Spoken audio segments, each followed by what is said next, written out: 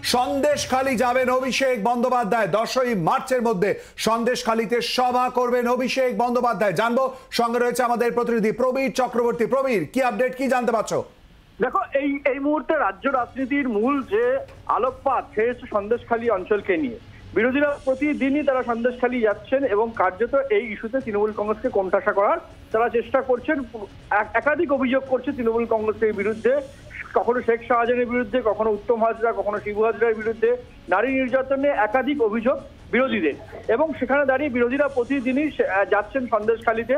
তৃণমূল কংগ্রেসও পিছিয়ে নেই। তৃণমূল কংগ্রেসও কিন্তু তারা প্রতিনিধি দল দুবার তার মন্ত্রী, 2-3 জন মন্ত্রী, তৃণমূল কংগ্রেসের বিধায়ক তারা সন্দেশখালীতে গেছেন, গ্রামবাসীদের সঙ্গে কথা বলার চেষ্টা করেছেন এবং 144 ধারা বাইরে তারা কখনো কখনো কথা বলেছেন, সভা করেছেন তৃণমূল কংগ্রেস। এবার যেটা জানা যাচ্ছে যে অভিষেক বন্দ্যোপাধ্যায় তিনিও কিন্তু সন্দেশখালীতে সভা করতে চলেছেন।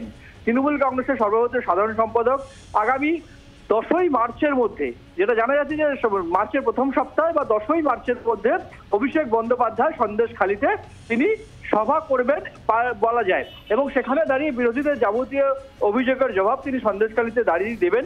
এবং সন্দেশখালীতে তৃণমূল কংগ্রেসদের কোনো রকম ভাবে শেখ শাহজাহানকে তারা সাপোর্ট করছেন না, বা যাদের বিরুদ্ধে অভিযোগ এসছে তাদের বিরুদ্ধে তৃণমূল কংগ্রেস দলীয়ভাবে ব্যবস্থা নিচ্ছে। প্রশাসনিকভাবে উত্তম সর্দার, শিবু হাজরাকে গ্রেপ্তার করা হয়েছে। বিভিন্ন পদক্ষেপ ইতিমধ্যেই প্রশাসনিকভাবে করা হয়েছে। তৃণমূল কংগ্রেসের বক্তব্য যে যারা অন্যায় করছে তারা শাস্তি পাবে। সেই ক্ষেত্রে দাঁড়িয়ে ইতিমধ্যে উত্তম সর্দারকে দল থেকে বহিষ্কার করেছে তৃণমূল কংগ্রেস। একাধিক পদক্ষেপ করেছে বলে তৃণমূল কংগ্রেস নেতৃত্বের দাবি। এই অবস্থায় দাঁড়িয়ে পুরো পরিস্থিতির ওপর তৃণমূল কংগ্রেস নজর রাখছে। এই অবস্থায় দাঁড়িয়ে আগামী 10ই মার্চের মধ্যে সেখানে দাঁড়িয়ে তৃণমূল কংগ্রেসের একটা সভা হবে, যে সভায় লক্ষাধিক লোকের জমায়েতের একটা দাবি করছে তৃণমূল কংগ্রেস। এবং সেই সভায় প্রধান বক্তা হতে চলেছেন অভিষেক বন্দ্যোপাধ্যায়, তৃণমূল কংগ্রেসের সর্বভারতীয় সাধারণ সম্পাদক, এমনটাই জানা যাচ্ছে। প্রবীর, আরো একটা বিষয়, এর আগে তুমি আমাদেরকে জানাচ্ছিলে যে অভিষেক বন্দ্যোপাধ্যায় তিনি তার ঘনিষ্ঠ মহলে বলেছেন যে শেখ শাহজাহানের গ্রেফতারি নিয়ে যখন বিরোধীরা এতটাই সুর চড়াচ্ছে তখন অভিষেক বন্দ্যোপাধ্যায় তার তরফ থেকেও একটা ঘনিষ্ঠ মহলে বার্তা এসছে, যেখানে মূল মোদ্দা কথা হচ্ছে আদালত অন্তরায় হয়ে দাঁড়াচ্ছে শেখ শাহজাহানের গ্রেফতারি নিয়ে। দেখো, ঘনিষ্ঠ মহলে অভিষেক বন্দ্যোপাধ্যায় বলেছেন যে শেখ শাহজাহানকে যেহেতু আদালতে পুরো বিষয়টা রয়েছে, যখন পুরো মামলাটা যখন ইডি আধিকারিকদের উপর হামলা হয়েছিল, রাজ্য পুলিশ তদন্ত শুরু করেছিল, কিন্তু পরে দেখা গেছে কখনো সিঙ্গেল বেঞ্চ তারা রায় দিয়েছেন যে সিবিআই এবং রাজ্য পুলিশ যৌথভাবে কাজ করবে, এবং পরে দেখা গেছে সিঙ্গেল বেঞ্চের সেইটা স্টে হয়ে গেছে। প্রবীর আমাদের সঙ্গে থাকো। এই মুহূর্তে আমাদের সঙ্গে টেলিফোন লাইনে রয়েছেন রাজ্য বিজেপির সভাপতি সুকান্ত মজুমদার। সুকান্ত বাবু, সন্দেশখালী যাবেন অভিষেক বন্দ্যোপাধ্যায়, কিভাবে দেখছেন পুরো বিষয়টা? দেখুন, এতদিন বিরোধীদেরকে ঢুকতে দেওয়া হয়নি, এখনো এই 144 ধারার নাম করে আটকানোর চেষ্টা চলছে এবং সিলেক্টিভ 144, যারা তৃণমূলের নেতারা তারা ঢুকতে পারবে, অন্যরা ঢুকতে পারবে না।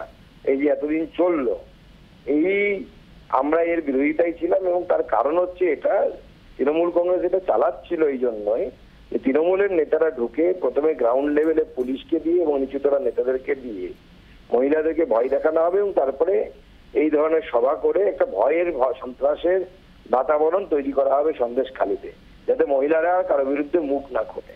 এই সবার উদ্দেশ্য ওটাই, আর কিছু না। সেটা হচ্ছে শেখ শাহজাহানদেরকে রক্ষা করা। শেখ শাহজাহান যদি রক্ষা হয় তাহলে শেখ শাহজাহান তৃণমূলকে আগামী ভোট লুট করতে সাহায্য করবে। তবে লোকসভা ভোট আসছে, এটুকু আশ্বস্ত করতে পারি যে লোকসভা ভোটে যদি তৃণমূল কংগ্রেস ভাবে যে ভোট লুট করবে, কেন্দ্রীয় বাহিনী থাকবে, অত সহজ হবে না, যা পিঠের ছাল তুলে দেবে কেন্দ্রীয় বাহিনী। বাংলার আওয়াজ, বাঙালির আবেগ, জি 24 ঘন্টা।